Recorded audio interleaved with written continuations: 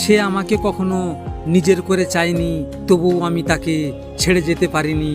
কারণ ভালোবাসা তো এমনই, যেখানে নিজের কষ্টের চেয়েও তার সুখটাই বেশি গুরুত্বপূর্ণ হয়ে যায়। কিন্তু শেষে বুঝলাম সে মানুষটা আমাকে চাই না, তার জন্য কাঁদাটা শুধু নিজের অপমান।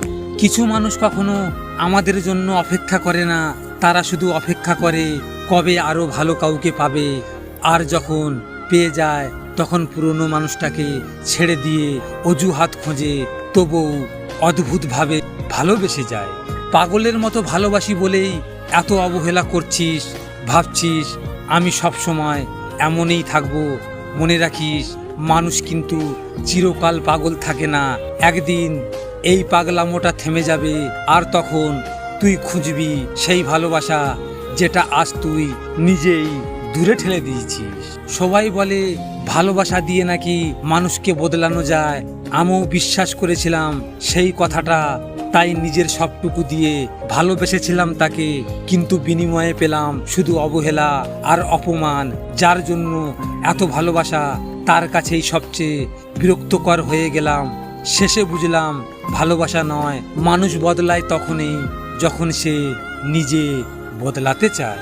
আমি তাকে এসএমএস করি, সে অনলাইনে থাকে কিন্তু রিপ্লাই দেয় না। আমি অপেক্ষা করি, সে ইগনোর করে।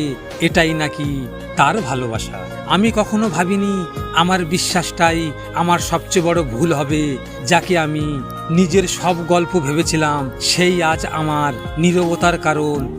মানুষ বদলায় না, মানুষ আসল রূপ দেখায়। আজ আমি চুপ থাকি, কারণ অভিযোগ করলে কষ্ট কমে না, শুধু বাড়ে। তুই ফিরে আসলেও আগের মতো কিছুই হবে না, কারণ আমি আগের মানুষটাই নেই যে তোর জন্য সব সহ্য করত। তুই আমাকে বদলে দিয়েছিস, শিখিয়ে দিয়েছিস কাউকে বেশি গুরুত্ব দিতে নেই। এখন আমি চুপ থাকতে শিখেছি। লজিক মোটিভেশন থেকে আমি গোপাল।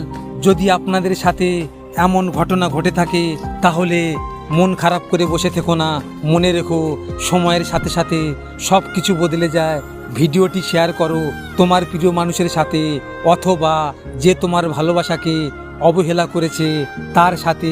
হয়তো তুমি এই কথাগুলো তার সামনে বলতে পারবে না, তাই এই ভিডিওটির মাধ্যমে তুমি তোমার মনের কথাগুলো তাকে জানিয়ে দাও। সবশেষে তোমরা ভালো থেকো, নিজের খেয়াল রেখো। ধন্যবাদ।